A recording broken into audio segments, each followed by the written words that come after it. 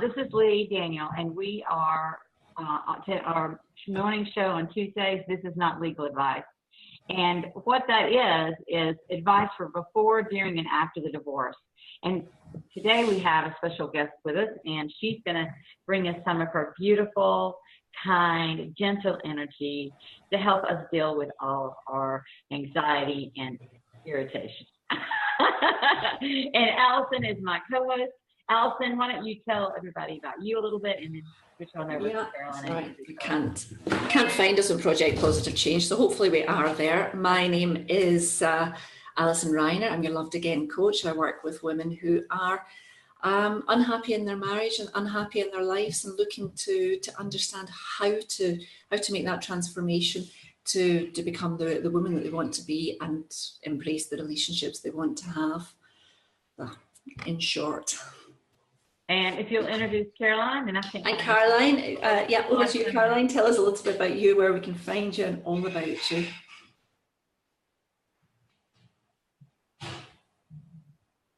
Caroline? I was kicked out. I don't know, my internet. Hi, do you hear me? Yeah. Okay, it says my internet connection is unstable. I don't know why. Maybe it's a thunderstorm close by. So we can hear you. I'm Caroline from Palm Healing. Good, perfect. So I am here in beautiful Switzerland, and I'm a heart flow healer. I love to help my clients open the doors to their heart so they can get back into the flow of love.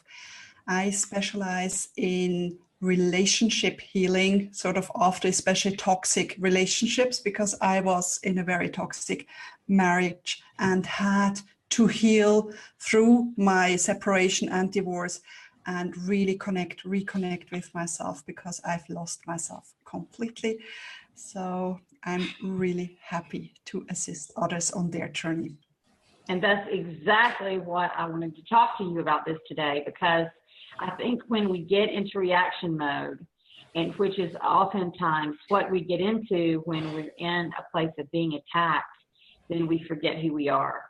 And I know it happens to me as well as to anybody. And you know, what happens to me is secondhand. I'm just hearing somebody else's argument. It's not even emotional to me. It's not even, but if they're attacked, if one of my clients is attacked, especially when it has to do with their children, then they want to fight back. And Caroline, that sounds like the opposite of opening your heart. So, well, what do you do when you want to fight back? I think it's really essential one stays true to oneself.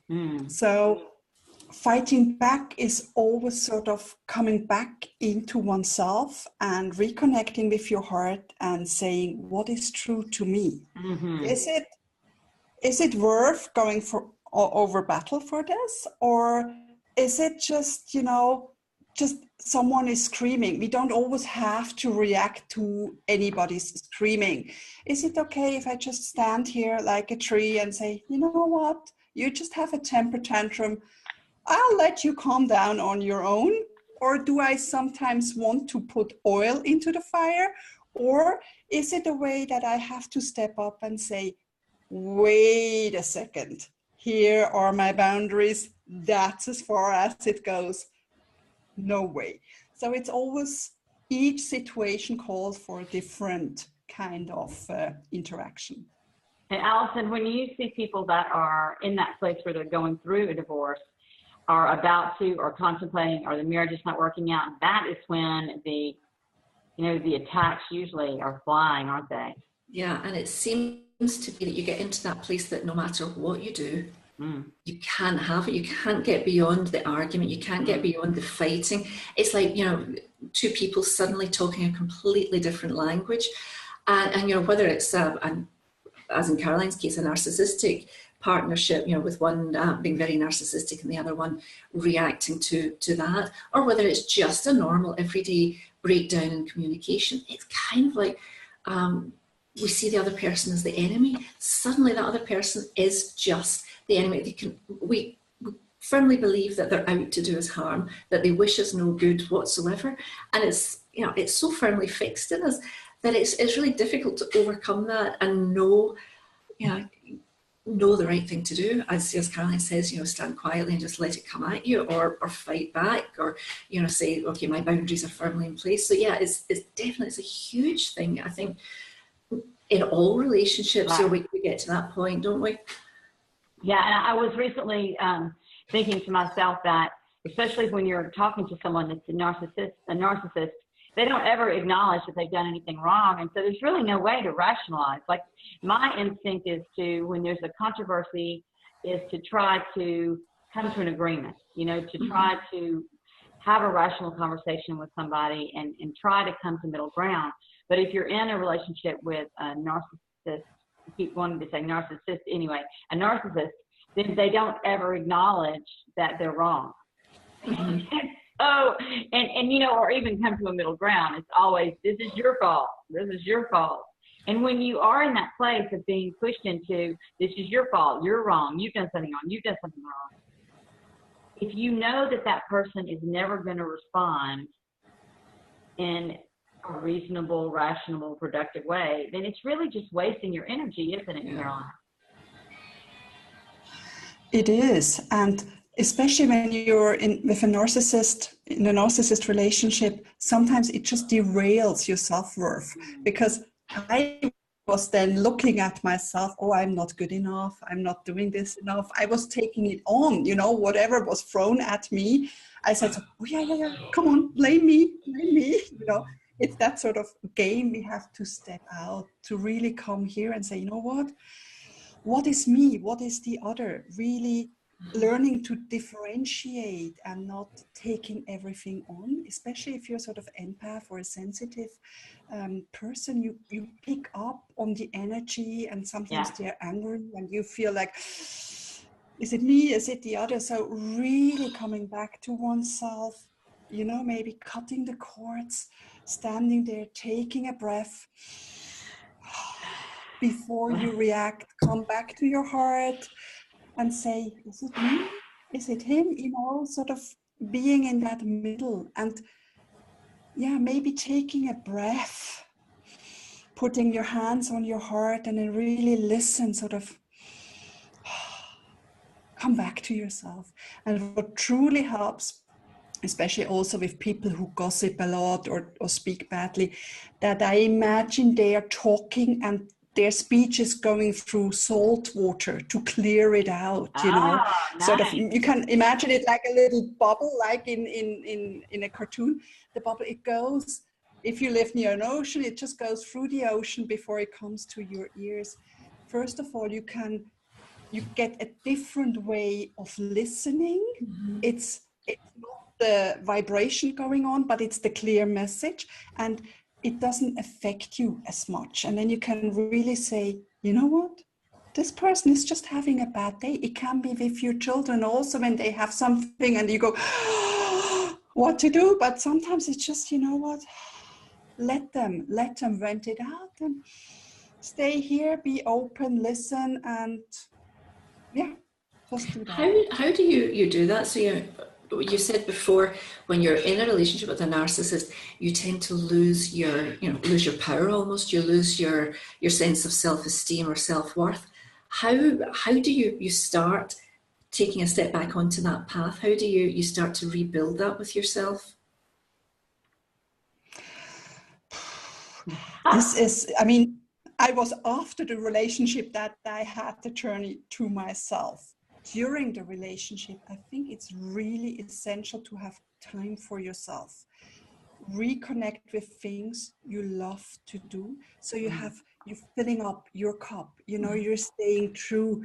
Maybe you have one or two true friends you can stay, and then sort of filling up that cup, it strengthens you. And then again, if you face your partner, I used to just imagine myself being wrapped around in beautiful pink light, you know, from head to toe, beautiful pink lights around it. It's like a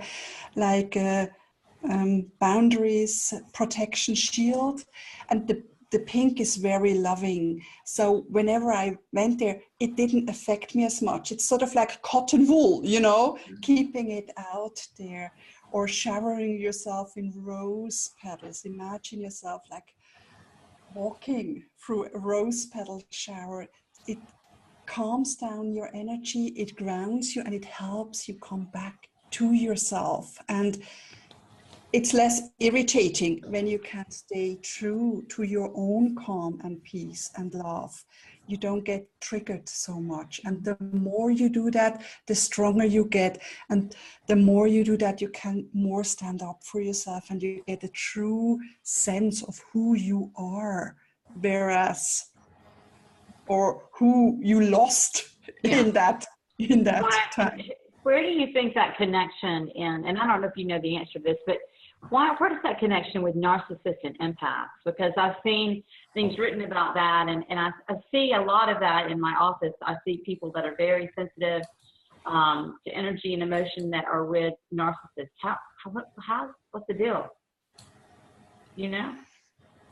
For me, it's clearly the empath is here. They're the eternal healers. They sense that pain or that hurt in a narcissist that is there. They want to help. They want to heal, to make that person whole. And as empath, we usually see the beautiful person or the person they could be.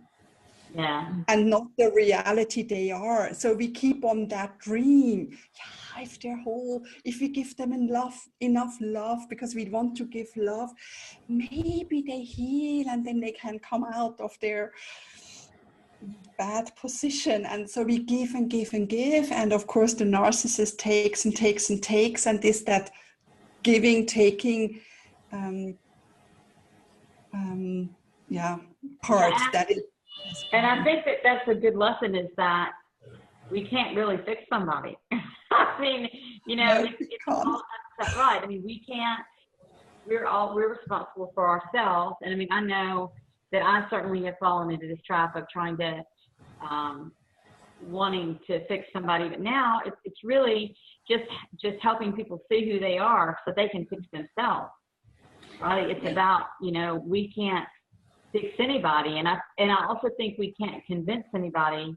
So when we're in this space of arguing, you have to just let people be where they are, right? You can't keep arguing. And I mean, for me, I think backing away from the situation and not engaging. I mean, what do you think, Alison? What do you tell people that are in that place where they've been fighting for a while? What do you tell them to do to start getting out of it? Well, I think that's I'm listening intently to what Caroline's saying today.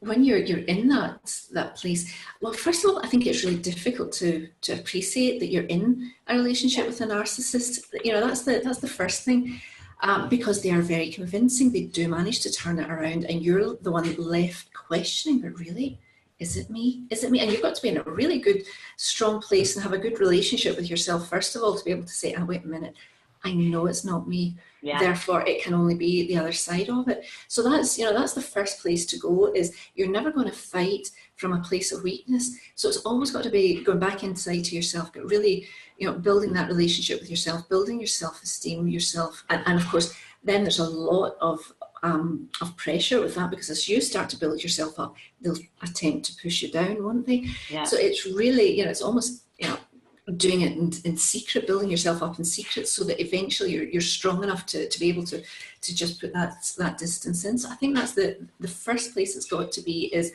acknowledging it. If you feel, and it's so simple, if I feel uncomfortable in any way at all, then it's not me, it's you. It's if I cannot make myself understood, if I'm having to force somebody to listen to me, to hear me, then it's not my lack, it's theirs. And start from there. From there, you can start to build your own sense of self. Where do I need to go with this? What is going on? How did I get myself here in the first place? Yeah. Sometimes it's not that we're empaths and we're attracted to the narcissist. It's just that we were at a really low ebb and we attracted somebody who likes to manipulate. So it's not always that big, powerful sort of narcissism story that we've got going on. Sometimes it's subtler.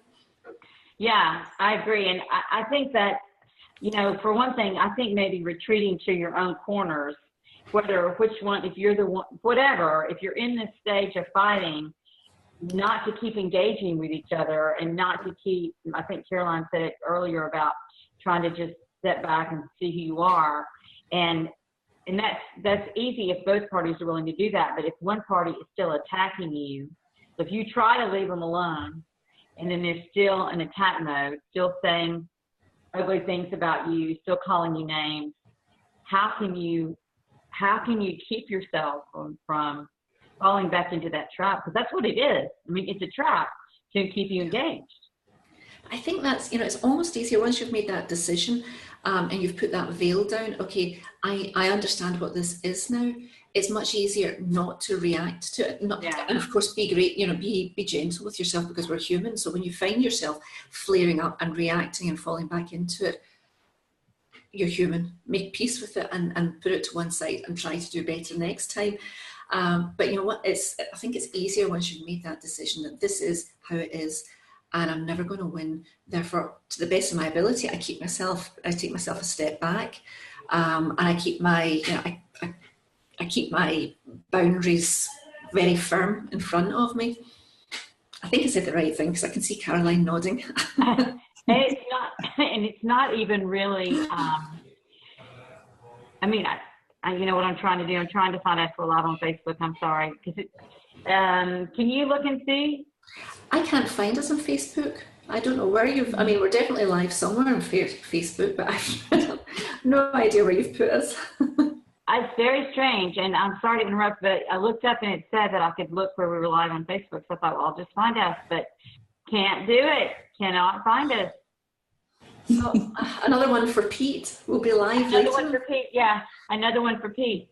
So I think that, Alison, you're right. I think we should just let ourselves, be gentle with ourselves and forgive ourselves if we do go into reaction. And normally it's those people that, especially if you've been with them in a long time, they know what triggers, right? They know exactly what's going to make you mad. They know exactly what's going to get you upset.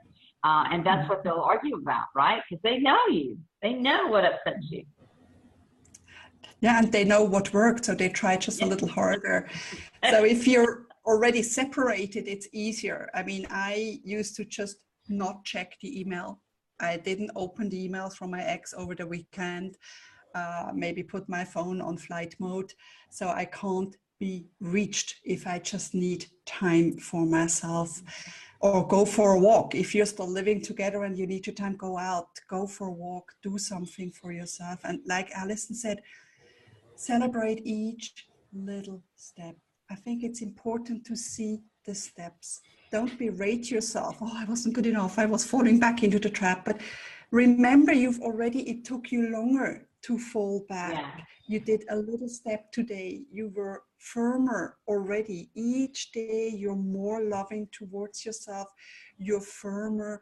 You can, keep this distance more and more each day. It's okay to have the end goal of peace and freedom and love in mind, but celebrate the little steps. Look back. Oh, I've come this far already, because sometimes we feel like, oh, I still have to go so far. I'm nowhere. But really celebrate how far you've already come, and just realizing that you're in an unhealthy relationship. If someone talks down to you, or maybe even talks badly about you to others while you're there, that's a clear sign this is not a healthy relationship, or something you need to talk about. Maybe you broach the subject. It's because if you're in a relationship, there's love and mutual respect, and there's no down, no one is more valuable than the other. And it's important that we celebrate this as well. Yeah. Yeah, and I think a lot of times people just are so acclimated to being in a relationship that they can't look at it and they can't see what it is or what it's become. And so you do have to step away to see, is there respect? Is there ability to communicate? Are there, because sometimes by the time I get to see people, those things have been gone for a long time.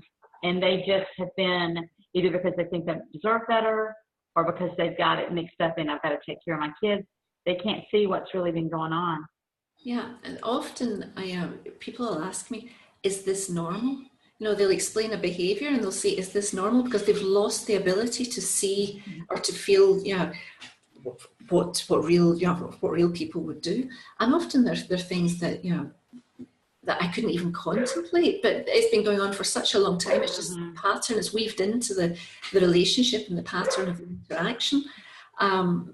And if they're asking, it's because on some level, of course, they know it's not normal, it's not right, but to actually have to ask for somebody else's perspective on it in order to be able to take a step back is, is scary.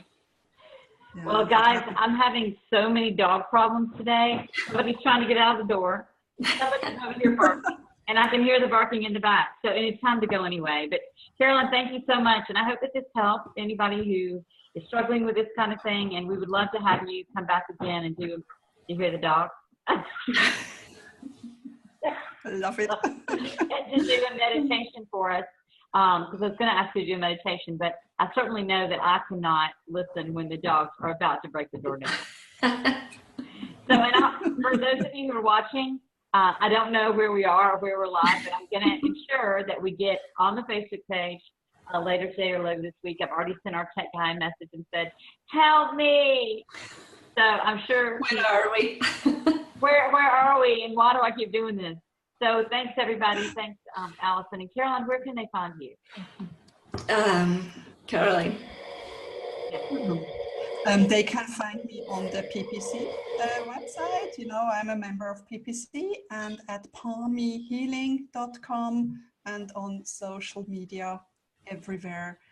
And I'm happy to connect and leave a question or comment on this live feed as well. I can come back and check out your questions. And whenever we can find it and post it, I hope you will.